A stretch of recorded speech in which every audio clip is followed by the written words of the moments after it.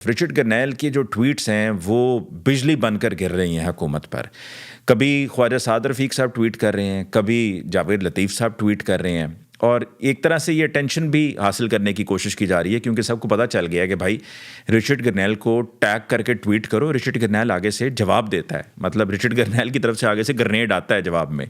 تو وہ جاوید لطیف صاحب نے بھی لکھا ہے, اسی طرح سے خواجہ سعد رفیق صاحب نے بھی لکھا ہے. خواجہ سعد رفیق صاحب نے وہاں پر کہا ہے کہ جی کیا رچرڈ گرنیل کو اس وقت یاد نہیں تھا کہ جب ہماری حکومت گرائی گئی اسٹیبلشمنٹ کی طرف سے, جب ہمارے لوگوں کو جیلوں میں بند کیا گیا.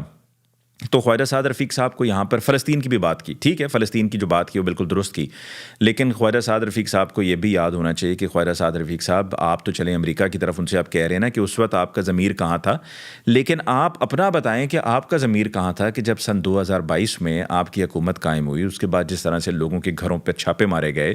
25 مئی سن 2022 کو ڈاکٹر یاسمین راشد صاحبہ کی گاڑی پہ جس طرح سے پولیس نے حملہ کیا, یلغار ہوئی, وہ سب بھی آن ریکارڈ ہے. پھر اس کے بعد موونگ فردر اور دیگر لوگوں کو اٹھایا جاتا رہا, غائب کیا جاتا رہا. عرش شریف پر جو اور دیگر اور صحافیوں پہ جو مقدمات بنائے گئے, غداری کے مقدمات بنائے گئے, مطلب یہ وہ صحافی ہیں, یہ وہ نام ہیں کہ جو ملک کے لیے اپنا تن من دھن سب کچھ قربان کرنے کے لیے تیار تھے اور کیا بھی, اور ان پر غداری کے مقدمے ہو رہے ہیں. تو تب آپ کی حکومت کہاں تھی؟ پھر اس کے بعد جو سن 2023 میں ہم نے ہوتے ہوئے اس ملک میں دیکھا, جو لوگوں پر ظلم کے پہاڑ گرائے گئے, جس طریقے سے خواتین کے گریبانوں پر پولیس نے ہاتھ ڈالا, ان کو کس طرح سے گھسیٹا گیا اور چادر و چار دیواری کا تقدس پامال ہوا. تو اس وقت خواجہ سعد رفیق صاحب یہ آپ کی ٹویٹ کہاں تھی؟ اس وقت آپ کیوں خاموش رہے؟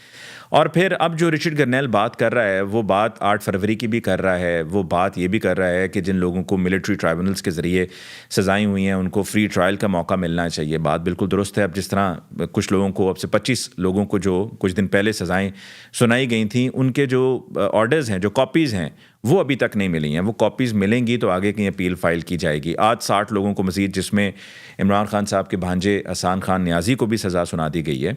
تو یہی تو مطالبہ کیا جا رہا ہے, کوئی ایسا غیر آئینی مطالبہ تو نہیں کیا جا رہا ہے. اور جیسا کہ میں پہلے بھی کہہ چکا ہوں کہ سن 2022 میں جب عمران خان صاحب کی حکومت گرائی گئی تھی تو اس وقت جو نیشنل سیکیورٹی کمیٹی میں کہا گیا تھا کہ جی اسد مجید نے سائفر کے ذریعے پاکستان جو اطلاع پہنچائی ہے, ڈونلڈ لو کی ملاقات میں جو گفتگو ہوئی وہ سائفر کے ذریعے رپورٹ ہوئی, اور یہ آن ریکارڈ ہے کیونکہ سائفر کیس میں تسلیم کیا گیا ہے کہ ہاں سائفر بھیجا گیا تھا, سائفر حقیقت ہے. پہلے تو اس کو مانا بھی نہیں جاتا تھا, اور اس کے نتیجے میں کہا گیا کہ یہ بلیٹنٹ انٹرفیئرنس ہے ہمارے اندرونی معاملات میں, ان آر انٹرنل افیئرز. تو کیا اس وقت آپ کہتے رہے ہیں کہ جی یہ بلیٹنٹ انٹرفیئرنس نہیں ہے؟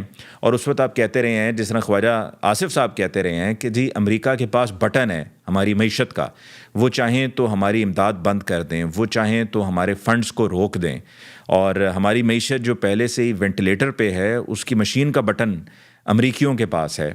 تو اس وقت آپ ان کے گنگارے تھے, اور اب آپ کہہ رہے ہیں کہ جی وہ ہمارے اندرونی معاملات میں مداخلت کر رہے ہیں. عمران خان صاحب ایک ایسے لیڈر ہیں کہ جنہوں نے یہ نہیں کہا ہے کہ ہائے میری طبیعت خراب, ہائے میرے لک میں درد, ہائے میری ٹانگ میں درد, ہائے مجھے یہ مسئلہ, ہائے مجھے وہ مسئلہ. وہ ابھی تک جیل میں بند ہیں اور اب بھی وہ یہ کہہ رہے ہیں. یہ ایک لیڈر کی نشانی ہے. مجھ سے کل کچھ لوگ اس بات پر بحث کر رہے تھے کہ کہاں کیسا لیڈر. تو اس سے بڑی لیڈرشپ کی کیا مثال ہونی ہے کہ وہ آج بھی کہہ رہے ہیں کہ جی مجھے ہاؤس اریسٹ نہیں ہونا ہے, میں جیل میں ٹھیک ہوں, لیکن جو ہماری پارٹی کے ورکرز کو گرفتار کیا گیا ہے اور ان پہ بوگس مقدمات بنا کر ان کو اندر بند کیا گیا ہے مختلف جیلوں میں, ان کو رہا کیا جائے. یہ مطالبہ ہے ایک لیڈر کا. وہ کہہ رہے ہیں مجھے کہیں نہ آپ لے کر جائیں, میں یہیں پر ٹھیک ہوں. اور انہوں نے کہہ دیجیے میں ہاؤس اریسٹ بھی نہیں ہونا چاہتا ہوں, میں یہیں پر جیل میں ٹھیک ہوں. مطلب وہ کمپرومائز کرنے کو تیار نہیں ہے. اب جو مذاکرات ہو رہے ہیں, یہ مذاکرات صرف ایک آنکھوں میں دھول جھونکی جا رہی ہے, آئی واش ہے, اس کے علاوہ اور کچھ نہیں ہے. اس کی وجہ کیا ہے؟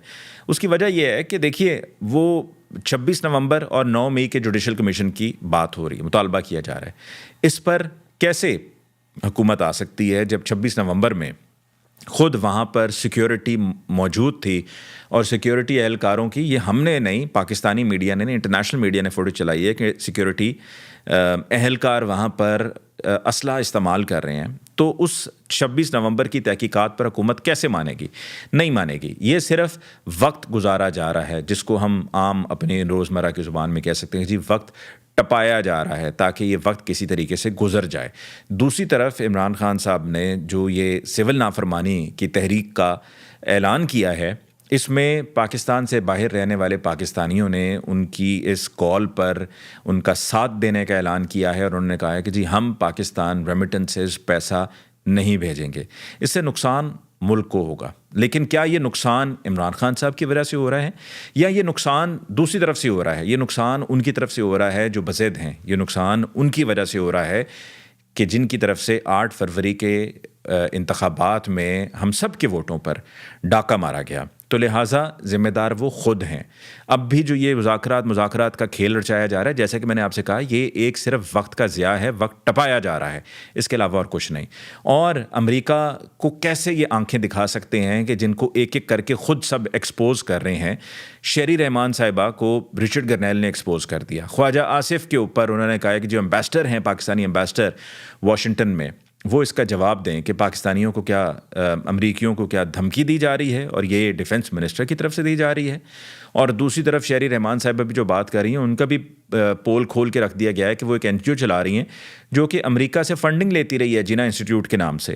آپ وہاں سے فنڈنگ لیتے ہیں، آپ وہاں سے پیسہ پکڑتے ہیں، آپ این جی اوز بنا کر اپنے خزانے بھرتے ہیں، آپ اپنے اکاؤنٹس آپ بھرتے ہیں، اور پھر اس کے بعد آپ بات کرتے ہیں اپنی خود مختاری کی۔ مطلب ہم کیسے اپنی خود مختاری کی بات کر سکتے ہیں کہ جب ہم خود ان کی طرف یوں کشکول لے کر کھڑے ہو جاتے ہیں؟ آئی ایم ایف کے اوپر بھی یہ جو ڈیفنس منسٹر خواجہ آصف صاحب کی ٹویٹ ہے، اس کے اوپر رچرڈ گرنیل نے آئی ایم ایف کو بھی ٹیگ کرتے ہوئے کہا ہے کہ جو پاکستان کو ایڈ جاتی رہی ہے اور جو آئی ایم ایف کے ذریعے پاکستان کو رقم ادھار ملتی رہی ہے، اس کو بھی دیکھا جائے اور اس کو بھی ریویو کیا جائے، یعنی کہ اس کا دوبارہ سے آئی ایم ایف کو ٹیگ کرتے ہوئے انہوں نے کہا ہے کہ جائزہ لیا جائے۔ اور خواجہ آصف اور حکومت تو اتنے بوکھلائے ہوئے ہیں کہ وہ کہتے ہیں یہ رچرڈ گرنیل تو ایک آؤٹ سائڈر ہے، کوئی اتنا خاص آدمی تو نہیں ہے۔ رچرڈ گرنیل کو ڈونلڈ ٹرمپ نے خود ٹویٹ میں کہا یہ ہمارا سٹار ہے۔ یہ مارکو روبیو کے ساتھ یہ رننگ میں تھے، ریس میں تھے U S secretary of state کی پوزیشن کے لیے، اس کرسی کے لیے، اور یہ پہلے بھی امبیسڈر رہ چکے جرمنی میں، اس کے علاوہ یہ اقوام متحدہ میں سرو کر چکے ہیں، اس کے علاوہ یہ ایکٹنگ ڈائریکٹر، ڈپٹی ڈائریکٹر بھی رہے اور ایکٹنگ ڈائریکٹر بھی رہے آف دی نیشنل انٹیلیجنس۔ تو عام آدمی نہیں ہے، خاص آدمی ہیں۔ ڈونلڈ ٹرمپ نے ان کو لے کر خود ان کی تعریف کی ہے، تو یہ کوئی آؤٹر سرکل نہیں ہے، یہ انر سرکل ہے۔ اور یہی وجہ ہے کہ یہاں پر پسینے چھوٹ رہے ہیں، یہی وجہ ہے کہ سزائیں بھی جو اب سنائی جا رہی ہیں وہ ذرا تھوڑی سی سزائیں کم کر دی گئی ہیں۔ تو جنوری کے مہینے میں آپ یہ دیکھیں گے کہ بہت سی چیزیں بدلنے والی ہیں، وہ تمام تر تبدیلیاں آپ کو دیکھنے کو ملیں گی کہ جو آپ اس سے پہلے لوگ یہاں پر پٹ کے پٹتے رہے، گڑ گڑا کے فریاد کرتے رہے، لیکن اس پر کوئی کسی کو سنا نہیں جاتا رہا، آپ وہ دیکھیں گے کہ وہ سب جنوری میں ہوگا۔ اب پلڑا پہلے بھی خیر بھاری تھا، لیکن اب مزید بھاری ہو گیا ہے عمران خان کا، اور امریکہ سے جو کچھ بھی موومنٹ ہو رہی ہے یہ عمران خان صاحب کا مطالبہ نہیں ہے، یہ وہاں پر جو بھی کچھ ہو رہا ہے وہ دنیا دیکھ رہی ہے۔ اس سے پہلے بائیڈن ایڈمنسٹریشن تھی، اگر وہ سوئی ہوئی تھی اور وہ ان تمام چیزوں کو نظر انداز کر رہی تھی، تو اس کا مطلب یہ تو نہیں ہے نا کہ جو بھی کوئی ایڈمنسٹریشن وہاں پر ہوگی، جو بھی حکومت قائم ہوگی، وہ اس کو نظر انداز کرے گی۔ اور بہت سے لوگ یہ کہتے ہیں جی ٹرمپ آئے گا تو کیوں عمران خان کا ساتھ دے گا؟ آپ کے لیے صرف اتنا کہوں گا کہ جسٹ ویٹ اینڈ واچ۔